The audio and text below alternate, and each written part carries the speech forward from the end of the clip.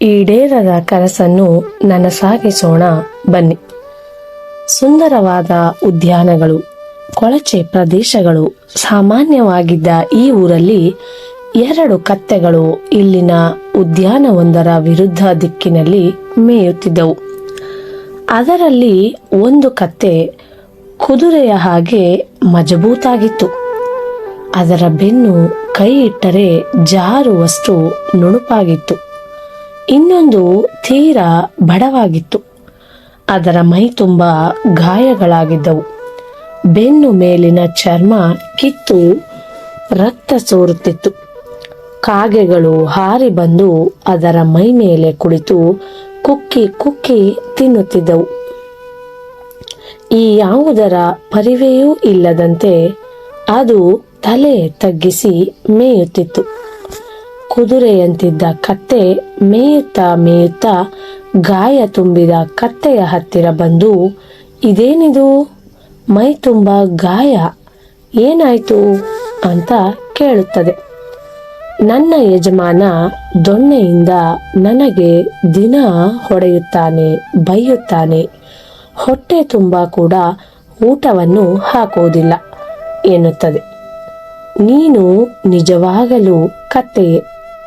ಅಷ್ಟೆಲ್ಲ ಹಿಂಸೆ ಅವಮಾನ ಸಹಿಸಿಕೊಂಡು ಅಲ್ಲೇ ಯಾಕಿದ್ದೀಯಾ? ನನ್ನ ಯಜಮಾನ ತುಂಬಾ ಒಳ್ಳೆಯವನು. ನನ್ನನ್ನೇ ನೋಡು, ಎಷ್ಟು ಚೆನ್ನಾಗಿದ್ದೇನೆ, ನನ್ನ ಜೊತೆ ಬಂದು ಬಿಡು ಎಂದು ಕರೆಯುತ್ತದೆ. ಇಲ್ಲ, ನಾನು ಬರುವುದಿಲ್ಲ. ನನ್ನ ಯಜಮಾನನಿಗೆ ಅಪ್ಸರೆಯಂತಹ ಮಗಳಿದ್ದಾಳೆ. ಅವಳ ಮೇಲೆ ಕೋಪ ಬಂದಾಗಲೆಲ್ಲ ಆತ ನಿನ್ನನ್ನು ಕತ್ತೆಗೆ ಕೊಟ್ಟು ಮದುವೆ ಮಾಡುತ್ತೇನೆ ಎನ್ನುತ್ತಿರುತ್ತಾನೆ. ನಾನು ಅದಕ್ಕಾಗಿ ಕಾಯುತ್ತಿದ್ದೇನೆ ಎನ್ನುತ್ತದೆ. ಹೀಗೆಯೇ ಸಲ್ಲದ ನಿರೀಕ್ಷೆಗಳನ್ನು ಇಟ್ಟುಕೊಂಡು ಪಡಬಾರದ ಕಷ್ಟ ನಿಷ್ಠೂರಗಳನ್ನು ಅನುಭವಿಸುತ್ತಿರುವ ಮನುಷ್ಯರ ದಿನನಿತ್ಯದ ಕಥೆಯಿದು. ಕೆಲವರಿಗೆ ಸುಖ ಎಂಬುದು ಬಲು ದೂರದಲ್ಲಿರುತ್ತದೆ. ಎಷ್ಟೇ ಕಷ್ಟ, ಅಡ್ಡಿ, ಆತಂಕಗಳು ಎದುರಾಗಲಿ ಅದನ್ನು ಪಡೆದೇ ತೀರಬೇಕು ಎನ್ನುವ ಹುಚ್ಚು ಸಂಕಲ್ಪವನ್ನು ಹೊಂದಿರುತ್ತಾರೆ. ಸುಖ ಎನ್ನುವುದು ತನ್ನ ಕಾಲ ಬುಡದಲ್ಲಿ ಬಿದ್ದಿದ್ದರೂ ಕಾಣಲಾಗದ ಕುರುಡು ಇವರಿಗೆ. ಇಂತಹವರನ್ನು ಕಂಡೇ ಕೊಟ್ಟ ಕುದುರೆಯ ನೀರಲ್ಲರಿಯದೆ ಮತ್ತೊಂದ ಬಯಸುವವನು ವೀರನೂ ಅಲ್ಲ, ಧೀರನೂ ಅಲ್ಲ ಎಂದಿರಬೇಕು. ಹೇಗೆ, ಎಲ್ಲಿ ಹುಟ್ಟಬೇಕು ಮತ್ತು ಸಾಯಬೇಕು ಎಂಬುದು ಯಾರ ಆಯ್ಕೆಯೂ ಅಲ್ಲ. ಆದರೆ ಯಾರೊಂದಿಗೆ, ಹೇಗೆ, ಎಲ್ಲಿ, ಯಾವ ರೀತಿ ಬದುಕಬೇಕು ಎನ್ನುವುದು ಖಂಡಿತ ನಮ್ಮ ಆಯ್ಕೆಗೆ ಬಿಟ್ಟಿದ್ದು. ದುಡಿದು ತಿನ್ನುವ ಶಕ್ತಿ, ಆಸಕ್ತಿ ಹೊಂದಿದ ಎಲ್ಲರಿಗೂ ಇಲ್ಲಿ ಕೆಲಸವೂ ಇದೆ, ಅನ್ನವೂ ಇದೆ. ಇರುವ ಪರಿಮಿತಿಗಳಲ್ಲಿ ನೆಮ್ಮದಿಯ ಬದುಕನ್ನು ರೂಪಿಸಿಕೊಳ್ಳುವುದು ಎಲ್ಲರಿಗೂ ಸಾಧ್ಯವಿದೆ. ಹಾಗಾಗಿ ಅಸಂಬದ್ಧ ಆಸೆಗಳನ್ನು ತುಂಬಿಕೊಂಡು ಚಡಪಡಿಸುತ್ತಾ ಕೂರುವುದು ಜಾಣತನವಲ್ಲ.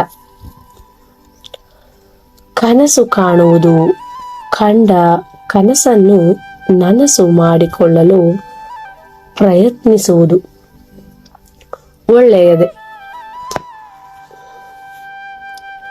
ಆದರೆ ಸಾಧುವಲ್ಲದ ಬಯಕೆಗಳನ್ನಿಟ್ಟುಕೊಂಡು ಹಿಂಸೆ, ಅವಮಾನವನ್ನು ಸಹಿಸಿಕೊಳ್ಳುವುದಿದೆಯಲ್ಲ, ಅದು ಖಂಡಿತವಾಗಿಯೂ ಮೂರ್ಖತನ. ಎಷ್ಟು ಹಾಳಾದರೂ, ಎಷ್ಟು ಜೀವ ಸವೆಸಿದರೂ 10 ವರ್ಷಗಳಿಂದ ಜೀವ ವಿರೋಧಿ ದುಷ್ಟ ಕಾರ್ಯಗಳಲ್ಲಿ ತೊಡಗಿರುವ ಸಂಘ, ಸಂಸ್ಥೆ, ಜನ, ಜಾಗ, ಪಂಥ ಪಾರ್ಟಿಗಳನ್ನು ಬಿಟ್ಟು ಬರಲು ತಯಾರಿಲ್ಲದ ಮನಸ್ಥಿತಿ ನಿಯತ್ತಿನದಲ್ಲ. ಅದು ಬೌದ್ಧಿಕ ದಾರಿದ್ರ್ಯದ ಪರಮಾವಧಿಯಾಗಿರುತ್ತದೆ ಅಷ್ಟೆ. ನಿತ್ಯದ ಹಂಗು ಬೌದ್ಧಿಕ ಗುಲಾಮಗಿರಿಯೇ ಬೌದ್ಧಿಕ ಜೀತಗಾರಿಕೆಯ ಮೂಲವಾಗಿದೆ.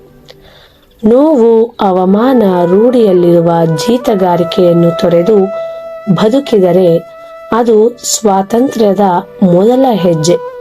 ಅಲ್ಲಿಂದಲೇ ಅವಮಾನಿಸುವವರ ಅವನತಿ ಆರಂಭವಾಗುತ್ತದೆ. ಕಿರುಕುಳದ ಜಾಗದಿಂದ ಹೊರಬರುವುದೇ ಅವರಿಗೆ ನಾವು ಕೊಡುವ ಶಿಕ್ಷೆ. ಹಂಗಿನರ ಮನೆಗಿಂತ ವಿಂಗಡದ ಗುಡಿಲೇಸು, ಭಂಗ ಪಟ್ಟುಂಬ ಬಿಸಿ ಅನ್ನಕ್ಕಿಂತ ತಂಗುಳವ ಲೇಸು ಎನ್ನುವುದು ಮಾನವ ಘನತೆಗೆ ಕೊಟ್ಟ ವ್ಯಾಖ್ಯಾನ.